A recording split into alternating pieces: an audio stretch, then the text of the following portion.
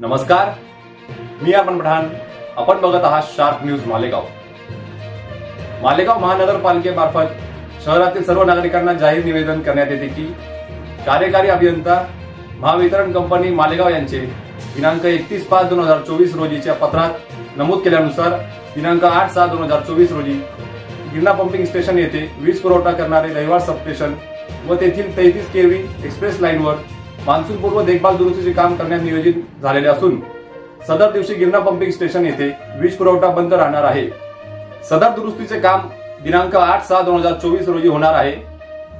परिणामी ज्या भागात 8/6/2024 रोजी नियोजित पाणी पुरवठा हा दिनांक 9/6/2024 रोजी तसेच 9/6/2024 रोजीचा पाणी पुरवठा हा दिनांक 10/6/2024 रोजी करण्यात येईल.